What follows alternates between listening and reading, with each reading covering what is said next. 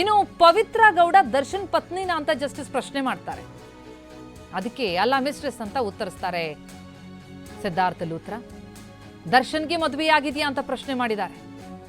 ಹೌದು ಅಂತ ಸಿದ್ಧಾರ್ಥ ಲೂಥ್ರಾ ಉತ್ತರಿಸ್ತಾರೆ. ಈ ಪ್ರಕರಣಕ್ಕೆ ಸಂಬಂಧಪಟ್ಟಂತೆ, ಪ್ರಕರಣದ ಆರೋಪಿಗೆ ಸಂಬಂಧಪಟ್ಟಂತೆ ನ್ಯಾಯಾಧೀಶರಿಂದ ಪ್ರಶ್ನೆ, ಅದಕ್ಕೆ ಸರ್ಕಾರದ ಪರ ವಕೀಲರಿಂದ ಉತ್ತರ. ದರ್ಶನ್ ಮತ್ತು ಇತರ ಆರೋಪಿಗಳಿಗೆ ಕೊಟ್ಟಂತಹ ಜಾಮೀನನ್ನ ರದ್ದುಗೊಳಿಸುವಂತೆ ಕೋರಿ ಸಲ್ಲಿಸಿರುವಂತಹ ಅರ್ಜಿಯ ವಿಚಾರಣೆ ಈಗ ಸುಪ್ರೀಂ ಕೋರ್ಟ್ನಲ್ಲಿ ನಡೀತಾ ಇರುವಂಥದ್ದು. ಸರ್ಕಾರದ ಪರ ವಕೀಲ ಸಿದ್ಧಾರ್ಥ ಲೂಥ್ರಾ ಅವರಿಗೆ ಸಾಲು ಪ್ರಶ್ನೆಗಳನ್ನ ಕೇಳ್ತಾ ಇದ್ದಾರೆ ನ್ಯಾಯಾಧೀಶರು. ಈ ಆರೋಪಿ ಕುರಿತಂತೆ, ಜೊತೆಗೆ ಮೃತನ ಕುರಿತಂತೆ, ಹಾಗೆ ಪವಿತ್ರ ಕುರಿತಂತೆ ಪ್ರಶ್ನೆಗಳನ್ನ ಮಾಡಿದ್ದಾರೆ.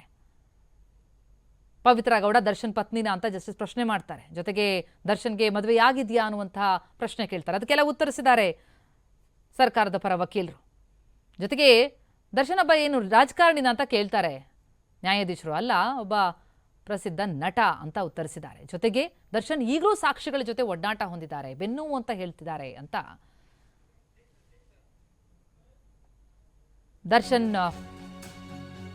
ಜಾಮೀನನ್ನ ರದ್ದು ಕೋರಿ ಸಲ್ಲಿಸಿರುವ ಅರ್ಜಿಯ ವಿಚಾರಣೆ ಸಂದರ್ಭದಲ್ಲಿ ಮಾಹಿತಿ ಕೊಡ್ತಾ ಇದ್ದಾರೆ. ಈಗ ದರ್ಶನ್ ಪರ ವಕೀಲರು ಅಭಿಷೇಕ್ ಮನು ಸಿಂಘ್ವಿ ಅವರ ಪ್ರತಿವಾದ ಶುರುವಾಗಿದೆ. ಯಾವ ಜಾಗದಲ್ಲೂ ಸರಿಯಾದ ಎವಿಡೆನ್ಸ್ ಸಿಕ್ಕಿಲ್ಲ, ದರ್ಶನ್ ಹತ್ಯೆ ಮಾಡಿರೋದಕ್ಕೆ ಸಾಕ್ಷಿನೇ ಇಲ್ಲ ಅನ್ನೋದು ದರ್ಶನ್ ಪರ ವಕೀಲರ ವಾದ. ಆರೋಪಿ ದರ್ಶನ್ ವಿರುದ್ಧ ಯಾವುದೇ ಸಾಕ್ಷ್ಯ ಇಲ್ಲ ಅಂತ ದರ್ಶನ್ ಪರ ವಕೀಲರಿಂದ ವಾದ. ಮನು ಸಿಂಘ್ವಿ, ದರ್ಶನ್ ಪರ ಹಿರಿಯ ವಕೀಲರಾದಂತಹ ಮನು ಸಿಂಘ್ವಿ ಅವರು ವಾದ ಮಾಡ್ತಿದ್ದಾರೆ. ಪ್ರತಿವಾದ ಮನು ಸಿಂಘ್ವಿ ಅವರಿಂದ ಈಗಾಗಲೇ ಸರ್ಕಾರದ ಪರ ವಕೀಲರು ನ್ಯಾಯಾಧೀಶರ ಪ್ರಶ್ನೆಗಳಿಗೆ ಹಲವು ಉತ್ತರವನ್ನು ಕೊಟ್ಟರು. ಈಗ ಯಾವ ಜಾಗದಲ್ಲೂ ಸರಿಯಾದ ಎವಿಡೆನ್ಸ್ ಸಿಕ್ಕಿಲ್ಲ, ದರ್ಶನ್ ಹತ್ಯೆ ಮಾಡೋದಕ್ಕೆ ಸಾಕ್ಷ್ಯನೇ ಇಲ್ಲ ಅಂತ ದರ್ಶನ್ ಪರ ವಕೀಲರಾದಂತಹ ಸಿಂಘ್ವಿ ವಾದ ಮಾಡಿದ್ದಾರೆ. ಕೊಲೆಗೆ ಮೋಟಿವ್ ಏನು ಅನ್ನೋದನ್ನ ಪ್ರಶ್ನೆ ಮಾಡಿದ್ರು ಜಡ್ಜ್. ಎಲೆಕ್ಟ್ರಾನಿಕ್ ಎವಿಡೆನ್ಸ್ ಇದೆ, ಮೆಸೇಜ್ ಇದಕ್ಕೆ ಕಾರಣ ಆಯಿತು ಅಂತ ಹೇಳೋದನ್ನ ಉತ್ತರವನ್ನ ಕೊಟ್ಟಿದ್ರು ಸರ್ಕಾರದ ಪರ ವಕೀಲರು. ಈಗ ದರ್ಶನ್ ಪರ ವಕೀಲರಿಂದ ಪ್ರತಿವಾದ ಆಗ್ತಾ ಇದೆ. ಮನು ಸಿಂಘ್ವಿ ವಾದ ಮಂಡನೆ. ಪಾರ್ಕಿಂಗ್ ಪ್ಲೇಸ್ನಲ್ಲಿ ಹತ್ಯೆಯಾಗಿದೆ ಅಂತಿದ್ದಾರೆ. ಅದು ನನ್ನ ಜಾಗ ಅಲ್ಲ, ಅದಕ್ಕೂ ನನಗೂ ಏನು ಸಂಬಂಧ ಇಲ್ಲ ಅಂತ ಆರೋಪಿ ಹೇಳಿದ್ದಾರೆ. ಹೀಗಂತ ದರ್ಶನ್ ಪರ ಮನು ಸಿಂಘ್ವಿ ವಾದ ಮಂಡನೆ. ನೀವು ಪಾರ್ಕಿಂಗ್ ಅಂತಿದಾರ, ಅವರು ಶೆಡ್ ಅಂತಿದ್ದಾರೆ. ಆ ಜಾಗ ಯಾವುದು ವಿವರಣೆ ಕೊಡಿ. ಕೊಲೆ ಆಯ್ತಲ್ಲ, ಆ ಜಾಗದ ಬಗ್ಗೆ ಹಿರಿಯ ವಕೀಲ ಮನು ಸಿಂಘ್ವಿ ಅವರಿಗೆ ಪ್ರಶ್ನೆ ಮಾಡಿದ್ರು ಜಡ್ಜ್. ಸರ್ಕಾರದ ಪರ ವಕೀಲರು ಶೆಡ್ ಅಂತ ವಿವರಿಸ್ತಾ ಇದ್ರು, ಆದರೆ ನೀವು ನೋಡಿದ್ರೆ ಪಾರ್ಕಿಂಗ್ ಜಾಗ ಅಂತಿದ್ದೀರಿ. ಹಾಗಿದ್ರೆ ಕೊಲೆಯಾದಂತಹ ಜಾಗ ಯಾವುದದು, ಆ ಬಗ್ಗೆ ಮಾಹಿತಿ ಕೊಡಿ ಅಂತ ದರ್ಶನ್ ಪರ ವಕೀಲ ಮನು ಸಿಂಘ್ವಿ ಅವರನ್ನ ಪ್ರಶ್ನಿಸಿದ್ದಾರೆ. ಈ ಬಗ್ಗೆ ಇನ್ನಷ್ಟು ಡೀಟೇಲ್ಸ್ ನೀಡ್ತಾ ಹೋಗ್ತಾರೆ ನಮ್ಮ ಪ್ರತಿನಿಧಿ ರಮೇಶ್ ಈಗ ಸಂಪರ್ಕದಲ್ಲಿದ್ದಾರೆ. ರಮೇಶ್, ಸರ್ಕಾರದಿಂದ ಹಾಕಿರುವಂತಹ ಅರ್ಜಿ ಜಾಮೀನು ರದ್ದುಗೊಳಿಸಿ ಹಾಕಿರುವಂತಹ ಅರ್ಜಿಯ ವಿಚಾರಣೆ ಸುಪ್ರೀಂ ಕೋರ್ಟ್ನಲ್ಲಿ ನಡೀತಾ ಇದೆ. ಅಲ್ಲಿ ನಡೀತಾ ಇರುವಂತಹ ವಾದ ಪ್ರತಿವಾದ ಏನು ಸೂಚನೆ ಸುಳಿವು ಕೊಡ್ತಾ ಇದೆ? ಪ್ರತಿಮಾ, ಈಗ ಸಿದ್ಧಾರ್ಥ ಲೂಥ್ರಾ ಅವರು ಅಂದ್ರೆ ಸರ್ಕಾರದ ಪರವಾಗಿ ಪೊಲೀಸರ ಪರವಾಗಿ ವಾದ ಮಂಡನೆಯನ್ನ ಮಾಡ್ತಾ ಇದ್ದಾರೆ. ಯಾಕೆ ಜಾಮೀನನ್ನು ರದ್ದುಪಡಿಸಬೇಕು ಅನ್ನೋದನ್ನ ಕನ್ವಿನ್ಸ್ ಮಾಡೋದಕ್ಕೆ ಅವರು ಎಲ್ಲ ಪ್ರಯತ್ನವನ್ನ ಮಾಡ್ತಾ ಇದ್ದಾರೆ. ಈ ಕೇಸ್ನ ತೀವ್ರತೆಯನ್ನ ಅವರು ಕೋರ್ಟ್ಗೆ ಮನವರಿಕೆ ಮಾಡಿಕೊಡುವಂತ ಒಂದು ಯತ್ನ ಮಾಡ್ತಾ ಇದ್ದಾರೆ. ಹೇಗೆ ಈ ಅಟ್ಯಾಕ್ ಆಯಿತು, ಮತ್ತೆ ಕೋರ್ಟ್ ಕೇಳಿರುತ್ತೆ ಮೋಟಿವ್ ಏನು, ಈ ಘಟನೆಗೆ ಮೂಲ ಉದ್ದೇಶ ಇರಬೇಕಲ್ಲ, ಆ ಉದ್ದೇಶ ಏನು ಅಂತೇಳಿ ಪ್ರಶ್ನೆ ಮಾಡ್ತಾರೆ. ಆ ಸಂದರ್ಭದಲ್ಲಿ ಈಗ ಈ ರೀತಿ ಪವಿತ್ರ ಗೌಡಗೆ ಮೆಸೇಜ್ ಮಾಡಿದ್ದು ರೇಣುಕಾ ಸ್ವಾಮಿ, ಅದೇನೇ ಈ ಕೇಸ್ನ ಮೋಟಿವ್ ಅನ್ನೋದನ್ನ ಹೇಳ್ತಾರೆ. ಹಾಗೆ ಪವಿತ್ರ ಗೌಡ ಯಾರು ಅಂತ ಕೇಳ್ತಾರೆ. ಆಗ ಮಿಸ್ಟ್ರೆಸ್ ಅಂದ್ರೆ ಸಂಬಂಧ ಹೊಂದಿರುವಂಥ ಮಹಿಳೆ ಅಂತೇಳಿ ಸಿದ್ಧಾರ್ಥ ಲೂಥ್ರಾ ಉತ್ತರವನ್ನು ಕೊಡ್ತಾರೆ. ಜೊತೆಗೆ ಈ ಕೇಸಲ್ಲಿ ಹೇಗೆ ಅಟ್ಯಾಕ್ ಆಯಿತು, ಹೇಗೆ ಶೆಡ್ಗೆ ಕರ್ಕೊಂಡು ಬಂದರು, ಹೇಗೆ ವಿಟ್ನೆಸ್ಗಳು ಸಾಕ್ಷಿಗಳನ್ನು ಕೊಟ್ಟಿದ್ದಾರೆ ಅನ್ನೋದನ್ನೇ ಹೇಳಿದ್ರು.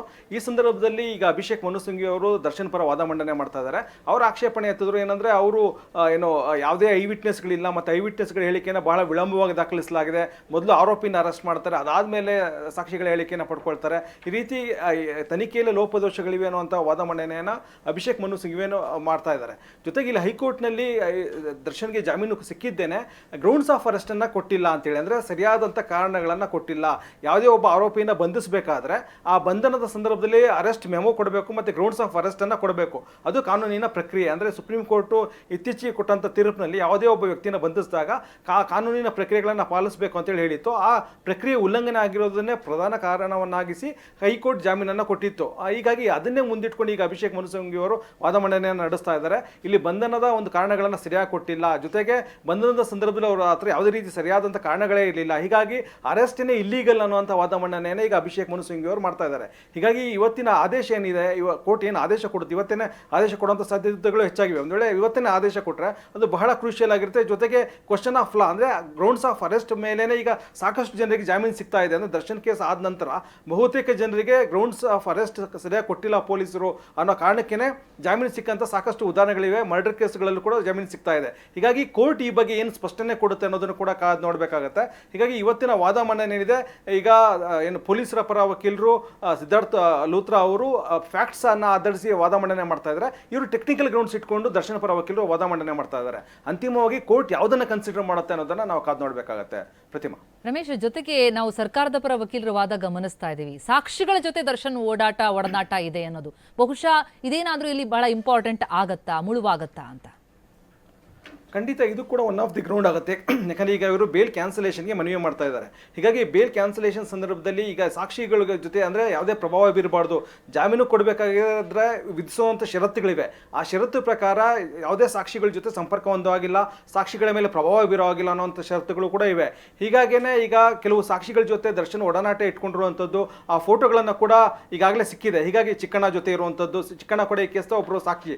ಹೀಗಾಗಿ ಅವ್ರ ಜೊತೆ ಒಡನಾಟ ಇರೋದ್ರಿಂದ ಕೇಸ್ಗೆ ಹಿನ್ನಡೆ ಆಗ್ಬೋದು ಮುಂದಿನ ದಿನಗಳಲ್ಲಿ ಅನ್ನುವಂಥ ವಾದ ಮಂಡನೆಯನ್ನು ಅವ್ರು ಮಾಡ್ತಾ ಇದ್ದಾರೆ. ಇದಕ್ಕೆ ಪೂರಕವಾದಂಥ ಸಾಕ್ಷಿಗಳನ್ನು ಕೂಡ ಕೊಟ್ಟಿದ್ದಾರೆ. ಕೋರ್ಟ್ ಕೂಡ ಇದನ್ನು ಕನ್ಸಿಡರ್ ಮಾಡ್ಬೋದು. ಯಾಕೆಂದರೆ ಜಾಮೀನು ಷರತ್ತು ಇರೋದ್ರಿಂದ ಆ ಷರತ್ತು ಇಲ್ಲಿ ಏನಾದರೂ ಉಲ್ಲಂಘನೆ ಆಗಿದೆಯಾ, ಮತ್ತು ಈ ಕೇಸ್ನಲ್ಲಿ ಚಿಕ್ಕಣ್ಣ ಅವರು ಕ್ರೂಷಿಯಲ್ ಸಾಕ್ಷಿನ ಏನಾದರೂ ಮಹತ್ವದ ಹೇಳಿಕೆಯನ್ನು ಕೊಟ್ಟಿದ್ದಾರಾ, ಒಂದು ವೇಳೆ ಅವ್ರ ಜೊತೆ ಒಡನಾಟ ಇಟ್ಕೊಂಡ್ರೆ ಈ ಕೇಸ್ ಮೇಲೆ ಪರಿಣಾಮ ಬೀರ್ಬೋದು, ಅದೆಲ್ಲವನ್ನು ಕೂಡ ಕೋರ್ಟ್ ಪರಿಶೀಲನೆ ಮಾಡುತ್ತೆ. ಒಂದು ವೇಳೆ ಅದು ಕ್ರೂಷಿಯಲ್ ಸಾಕ್ಷ್ಯ ಮತ್ತು ಅದ್ರ ಮೇಲೆ ಪರಿಣಾಮ ಬೀರ್ತಾ ಇದ್ದಾರೆ ಅಂತೇಳಿ ಕೋರ್ಟ್ಗೆ ಏನಾದರೂ ಅನ್ಸಿದ್ರೆ ಆಗ ಕೋರ್ಟ್ ಇದನ್ನು ಕೂಡ ಒಂದು ಗ್ರೌಂಡ್ಸ್ ಆಗಿ ಇಟ್ಕೊಂಡು ಜಾಮೀನನ್ನು ಕ್ಯಾನ್ಸಲ್ ಕೂಡ ಮಾಡ್ಬೋದು. ಹೀಗಾಗಿ ಈಗ ಏನೇನು ಅಂಶಗಳನ್ನು ಹೇಳ್ತಾರೆ ಅನ್ನೋದ್ರ ಆಧಾರದ ಮೇಲೆ ಕೋರ್ಟ್ ಈ ಬಗ್ಗೆ ತೀರ್ಮಾನವನ್ನ ಮಾಡುತ್ತೆ.